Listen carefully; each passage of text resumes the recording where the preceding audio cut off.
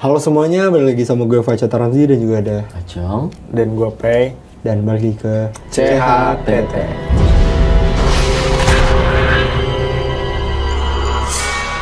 Oke, CHTT kali ini kita bakalan ngebahas sesuatu yang lagi viral lagi nih, Cong. Betul. Kita udah 2 kali berarti sama ini ngebahas sesuatu yang lagi viral di CHTT. Viralnya ini bukan kasus pembunuhan kali ini. Kita bakal ngebahas soal sekte-sekte dan pemuja-pemuja iblis. Satanis. aliran sesat sebenarnya. Aliran sesat. Bahasa umumnya. Mungkin langsung gue lempar aja ke Acong karena dia bakalan nyampein berita yang emang mungkin kalian semua udah tahu tempatnya tahu. lah ya, udah tahu tempatnya. Bakal kita bacain di sini. Yaitu gue bakal ngebahas salah satu rumah yang sangat-sangat terkenal di daerah Bandung, tepatnya di Jalan Pasteur, yaitu Rumah Gurita. Rumah Gurita. Mungkin kalian udah nggak asing kali ya dengan Rumah Gurita karena udah ada filmnya. Ada filmnya juga. 2014 kalau nggak salah filmnya ada. 2014 atau 2013. Di rumah tersebut tuh banyak banget nih desas-desus yang ada yang bilang itu rumah ya udah rumah seperti penduduk biasa. Biasa aja. Ada juga yang bilang itu gereja, ada juga yang bilang itu gereja sesat ya. Pemujaan. Gereja satanis, gereja sesat, dan sebenarnya pun warga-warga di sana pun kayak udah bukan gimana ya, karena itu rumah udah dibangun udah lama, jadi warga-warga di sana pun nggak ngerasa ada yang aneh juga di situ gitu. Karena udah lama juga. Karena udah lama juga dan nggak pernah ada aktivitas yang menyimpang, tapi banyak warga-warga setempat juga atau pengunjung-pengunjung yang kepo, yang pengen tahu lah tentang rumah tersebut, yang dia melihat tuh banyak simbol-simbol satanis gitu di dalam situ, kayak domino, ada kayak letak gurita di atas yang ngebuat ini tuh apa sih, ada gurita di atas tuh apa, kayak ngasih yang lambangnya. iya ngasih aksen-aksen yang serem lah gitu. Oke kan di itu gurita itu ada matanya merah, terus ada batu-batu merah ditaruh di badan guritanya. Jadi di rumah itu tuh pakai kaca-kaca.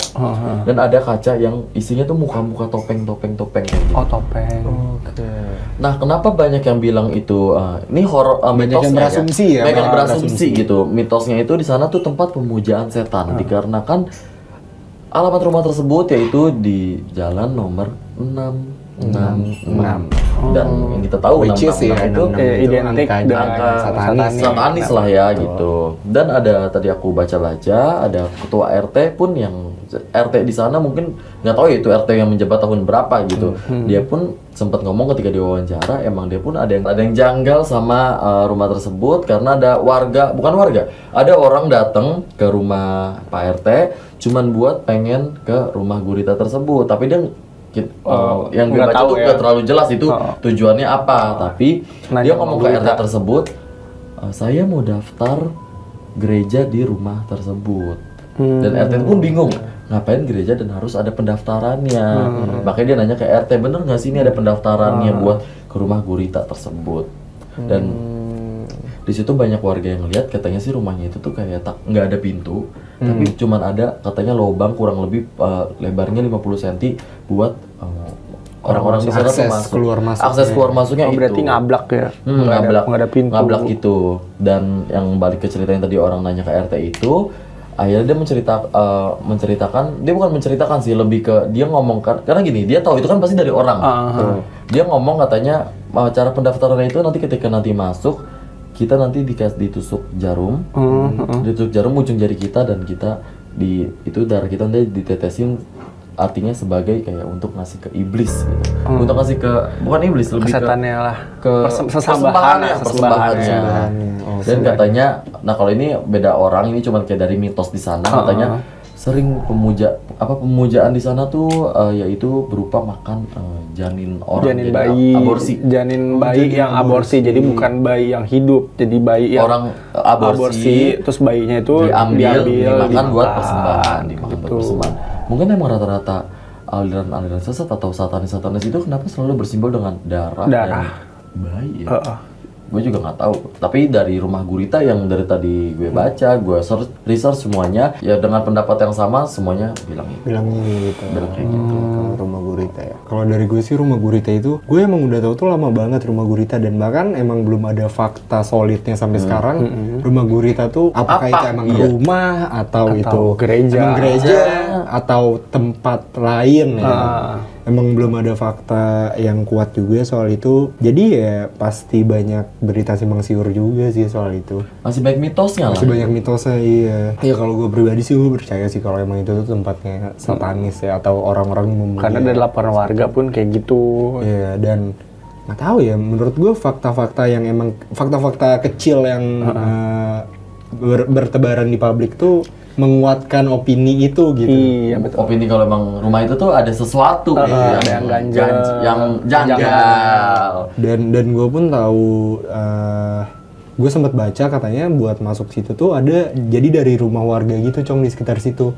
Cuma rumahnya itu yang nomor 666 apa nomor 6 apa nomor berapa gitu. Cuma masuknya tuh katanya kayak dari rumah warga. Iya, tapi gitu. emang katanya masuknya itu tuh nggak bisa yang lu gerbang depan Iya, rumah nggak bisa masuk gitu nggak masuk. karena dia ada di belakang rumah warga gitu loh. Jadi kita nggak tahu, jadi emang jarang banget yang bisa masuk ke situ gitu. Cuma dari kalangan mereka doang mungkin. Ya mungkin ya, karena karena orang masuk aksesnya. orang yang datang kepo aja tuh cuma bisa ngelihat foto dari jauh gitu, foto dari jauh. Karena emang itu rumah mungkin, ya nggak tahu ya, mungkin ada emang ada gerbangnya tuh rumah mungkin. Mungkin ya. Itu gerbangnya mungkin rumah. Kita masih nggak tahu juga.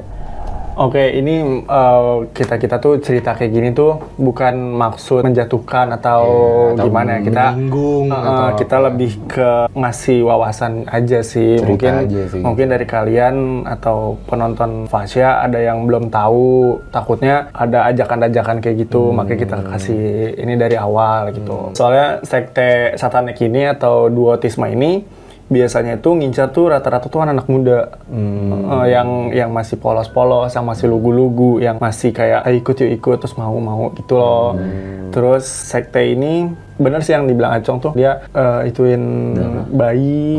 Iya, soalnya dari yang gue baca tadi di Twitter, sekte ini kadang suka ngambilin bayi aborsi. Iya, dari klinik aborsi ya, bayi-bayi yang dan dari klinik aborsi. Yang gue baca juga, dia tuh kalau kita mau masuk bisa bayar juga.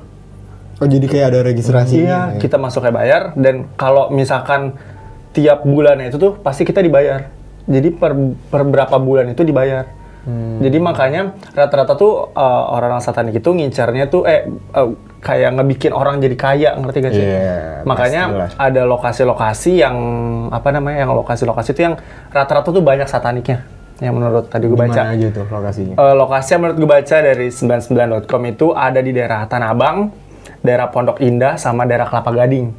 Tapi masih belum tahu ya, karena ini menurut berita ya. Dari Dan berita gue juga pun masih belum tahu pastinya gitu. Soalnya dia ngincer bikin orang jadi kaya, karena per bulan itu pasti dapat kayak komisi gitu. Komisi uang. Tapi emang kalau nggak salah tuh sempat masuk berita ya di Pondok Indah itu. Iya. Kalau Udah itu masuk berita. udah jadi rahasia publik sih. Udah jadi rahasia publik, udah karena udah masuk kayak berita rahasia publik gitu. Kalau yang di Pondok Indah, kalau tempat lain belum sih, tahu gue ya.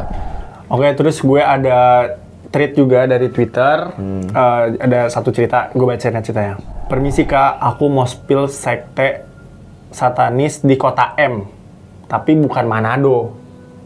Karena di Twitter juga banyak yang ngira tuh Manado. Tapi di sini bukan Manado. Tuh, jadi adekku sekolah di salah satu boarding school di kota M. Tempatnya kayak dataran tinggi gitu. Nah, di bawah sekolah adekku itu ada semacam lapangan atau taman gitu, rumputan yang rapi, dan setiap malam tertentu di situ pasti ada segerombolan orang.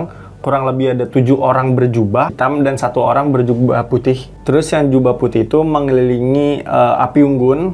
Nah, tempat ini kelihatan dari arah kamar adekku di asramanya.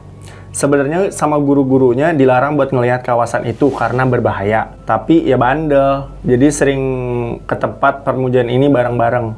Terus waktu aku jenguk adekku, pernah lihat juga waktu mereka lagi ngelakuin semacam ritual gitu.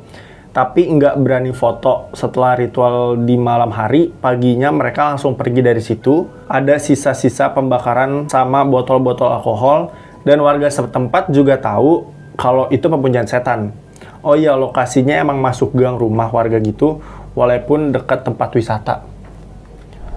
Jadi warga setempat tuh kayak udah sadar, oh itu ada satanik. Tapi anehnya kenapa nggak di ini ya? Ya, antara mereka udah melakukan perjanjian dengan warga sekitar, atau memang Tapi kan itu tetap berdampak ke warga sekitarnya. Iya, cuma gimana ya Ya, kalau tapi mungkin selagi mereka aktivitas mereka nggak ganggu warga, mungkin Izin mereka masuk. biasa. Jadi kalau ngomongin tentang satanik itu sebenarnya tadi kan pertanyaan TI kenapa warga sekitar udah pada tahu tapi nggak dilarang. Satanik itu nggak mungkin ditunjukkan dan nggak mungkin ketahuan sepenuhnya sama warga sekitar. Karena kalau misalnya udah dibilang sekte dan itu salah, itu pasti dilarang. Tapi kayaknya mungkin dia tuh pernah dengar gak sih katanya kalau misalnya ada orang yang melakukan kejahatan dengan cara underground atau tidak kelihatan. Contohnya mungkin aku bisa aja bilang kalau kita tuh kumpul mengaji atau kita kumpul itu sebenarnya tujuannya untuk bareng-bareng mengucap doa pada saat gereja.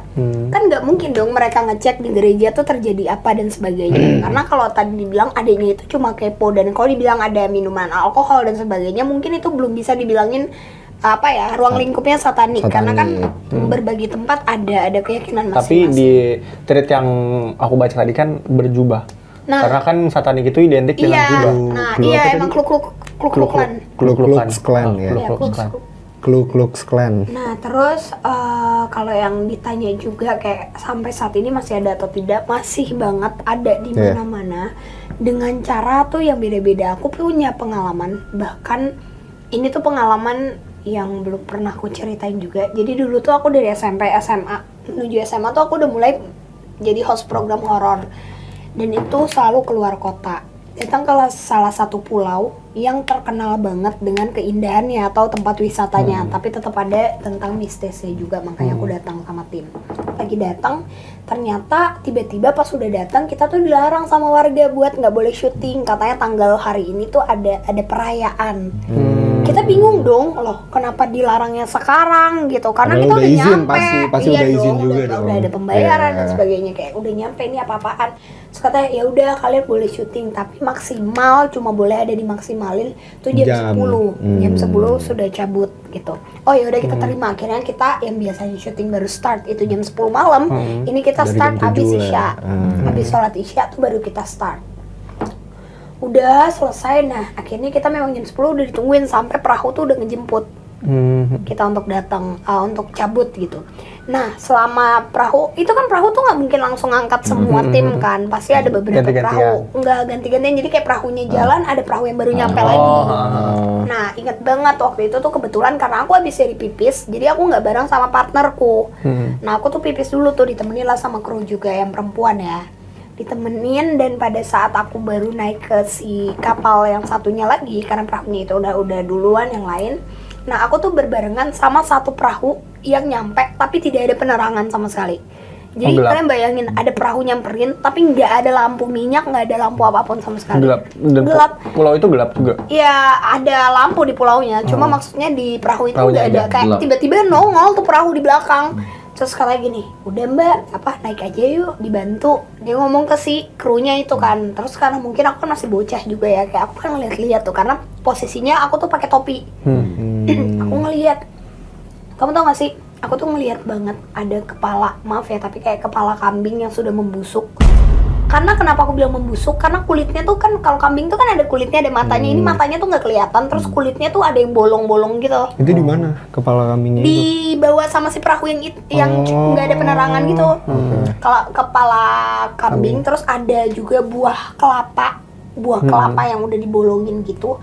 Terus juga orang-orangnya itu kayak ada laki-laki. Aku ingat ada beberapa laki-laki dan lebih banyak mostly perempuan, tapi laki-lakinya banyak. Tapi laki-lakinya pada pakai rok kain gitu cowoknya, tapi nggak ada yang pakai tudung, jadi nggak bukan kayak nggak curiga, gitu ya? nggak curiga juga kan. Udah tuh jalan lah kita, gak lama ternyata di belakang si perahu yang nggak ada penerangan itu ada sekitar 6 apa 5 perahu lainnya tau.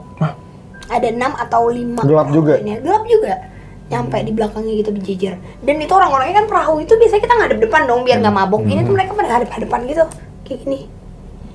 Aku ingat banget, dan itu ada di salah satu pulau lah di Indonesia. Terus udah tuh, terus akhirnya kita ngegosip dong di penginapan, ngegosip kayak kira-kira perayaan apa ya, bla bla bla bla bla bla.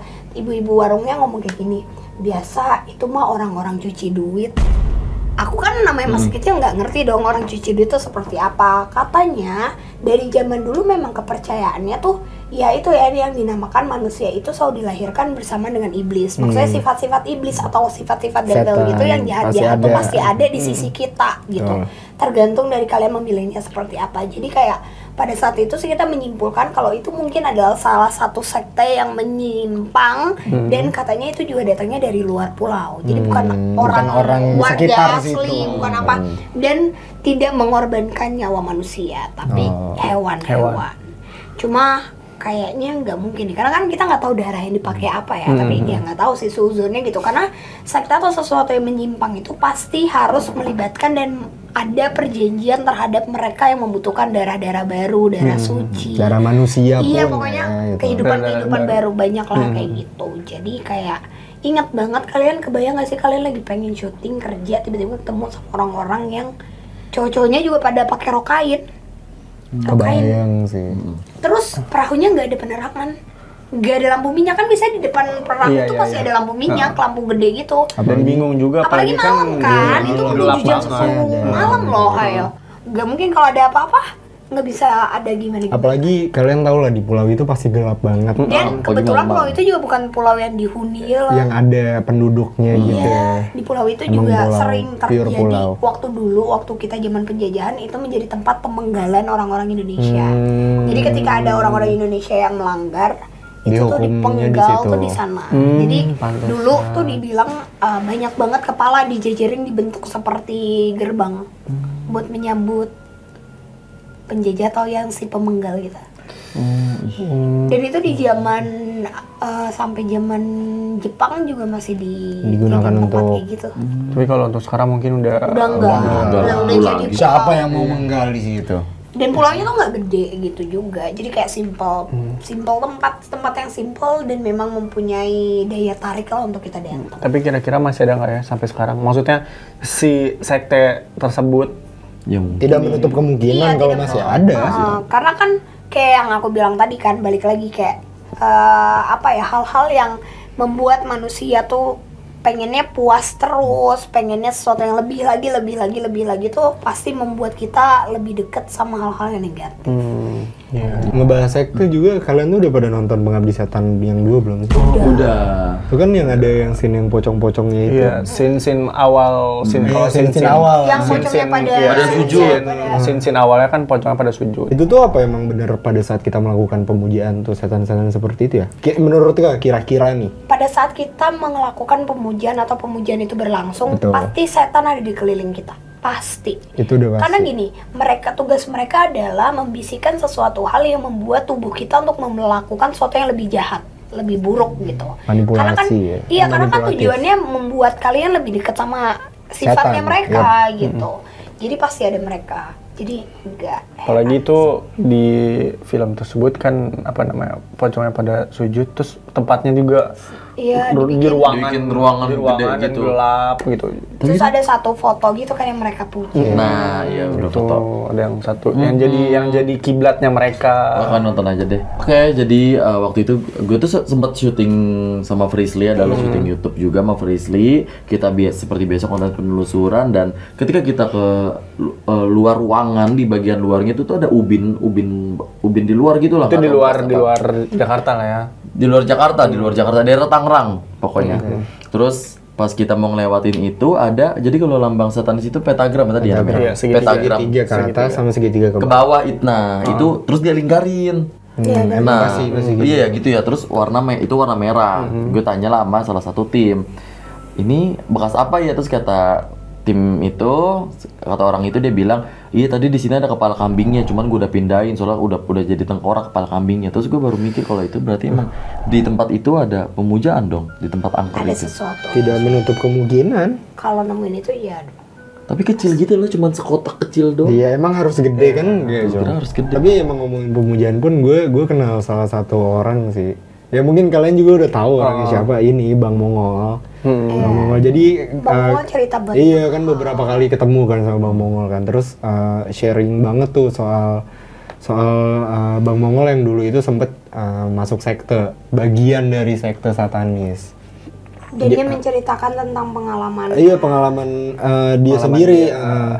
Jadi kemarin juga gue sempat syuting opera ya, kita syuting opera di bekas klinik aborsi, dan kata Bang Mongol itu tuh salah satu tempat atau salah satu tempat yang mensuplai janin-janin yang habis diaborsi untuk diserahkan perayaan gitu. Cuma Bang Mongol tuh cerita katanya, iya ini kan tempat dulu sektenya gua tuh ngambil janin tuh di sini. Terus gua nanya dong, hah buat apaan Bang ngambil janin gitu kan? Terus katanya, iya buat dimakan. Kaget. Dan katanya juga ternyata jarinnya itu harus ditahan berapa lama gitu biar membusuk dan mengecil, dipotong menjadi beberapa bagian. Terus dari bagian jarinnya itu dikasih rasa, ada rasa vanilla, gitu. Ada rasa bubble gum, sumpah jadi biar enggak. Jadi enggak yang amis banget lah ya. Kan tetap aja itu bayi janin dipotong-potong busuk. Cuma janinnya itu kan biasa kalau orang aborsi itu kan di bawah 4 bulan kan, masih belum berbentuk manusia. Tapi kayak ya baru segumpal. Cuma udah ada tulang gitu, tapi memang sudah mulai udah kayak anak kucing. Enggak anak tikus juga. Iya kayak anak tikus yang merah kecil kayak gitu. Tapi tetap aja kan berjalan. Nggak tahu ya emang begitu. Terus gue juga sempat ngobrol juga sama Bang Mongol. Gue nanya dong, kalau dari sekte-sekte kayak gitu tuh yang mereka mau dari kita tuh apa sih? Terus Bang Mongol tuh bilang kayak iya yang kita mau, yang mereka mau tuh sebenarnya pertama loyalty, kesetiaannya kita sama itu sekte. Terus kedua ya nyawa-nyawa yang bakal kita korbanin buat si sekte itu. Karena kan berarti kita rasa ngantuk banget ya sih. Kasarnya jadi tumbal lah ya, nyari tumbal. Karena kayak gue pun nanya kan ke Bang Mongol, oke gitu Bang, terus cara mereka merekrut orang itu gimana? Bang Mongol bilang, cara orang-orang sekte itu tuh merekrut sebenarnya simple banget. Ada beberapa cara, cuma yang gue tahu tuh cuma kayak 3 cara. Yang pertama itu, misalnya gue orang sekte nih, gue tergabung sama sekte. Terus gue punya temen kayak lu berdua nih, gue ajak aja, ayo makan yuk, gue traktir deh. Tapi tempatnya tuh mewah banget. Atau enggak, ayo temenin gue shopping atau jalan-jalan. Tapi kayak lo gue bayarin, gue iniin. Tapi baru diiming-imingin kayak, iya, lo tau gak sih gue tuh sebenarnya dapat duit tuh dari sini. Kayak gitu, sesimpel itu. Karena sesuatu yang berhubungan sama duit itu pasti dikejar sama manusia. Dan orang-orang sekte yang emang mau merekrut orang itu tuh dia udah tahu incerannya kayak orangnya tuh gimana. Berarti sama yang tadi gue bilang, pasti sekte-sekte itu tuh rata-rata orang kaya. Orang pasti, itu udah pasti. Orang berduit. Itu udah pasti karena ya emang tujuan mereka tuh menciptakan dunia sendiri. Iya, dan menjanjikan yang kayak, iya emang dapet sini tuh lu pasti makmur deh, lu pasti kaya deh, hidup lo enak deh. Iming-imingnya kayak gitu, dan percaya nggak percaya banyak banget orang yang tertarik dengan ajakan itu. Ya mungkin karena diiming-iming itu ya. Iya, dan karena emang orang-orang sekte pun ya kayak yang gue bilang tadi, mereka udah tahu targetnya siapa, pasti kan udah tahu orangnya yang kayak gimana kan yang bakal diajak. Itu cara pertama. Terus cara keduanya itu kayak diajak kayak misalnya gue orang sekte nih, gue ngajak lu kayak, mau temenin gue nggak? Gue mau doa nih. Gue ibadah nih. Ayo temenin, ntar udah datang ke tempat. Dan tempat-tempat sekte itu, gue nanya sama Bang Mongol ya, itu tuh mewahnya luar biasa. Iya, tempat tidak pernah kalian bayangkan. Tempatnya simple, mungkin di mata kita pas masuk tuh wah banget. Bikin nyaman, bikin kayak betah lah. Gitu. Dan sekte ini udah pasti tahu targetnya siapa dan sifatnya seperti apa, dan rata-rata orang itu tergiur. Iyalah, karena gini, kenapa tergiur? Karena larangan dari Tuhan itu adalah sesuatu yang diperbolehkan di sana. Makanya dinamakan bebas. Iya. Dan banyak itu tuh kayak udah dijadwalin gitu loh kalau di sekte tuh kayak misalnya dalam seminggu nih 3 kali kita doa. Ibarat 3 kali kita doa hari Rabu kita maaf tapi kayak sex party. Hari Kamisnya kita minum alkohol lah, kita minum alkohol, main-main gitu-gitu. Bahkan di beberapa sekte pun ada yang kayak party narkoba dan gitu-gitu tuh ada. Di hari terakhirnya baru kayak misalnya kita ngasih darah kita, ataupun kita ngasih sesuatu, atau kita makan janin. Itu pasti ada tuh di setiap pemujaannya. Gitu.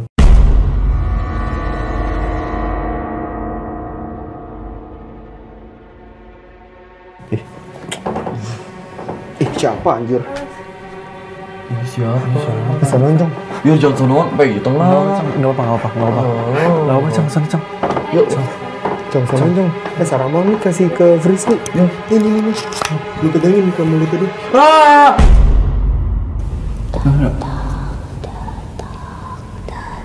Jangan dipanggil. Dimanggil. Ini mami, ini mama. Datang.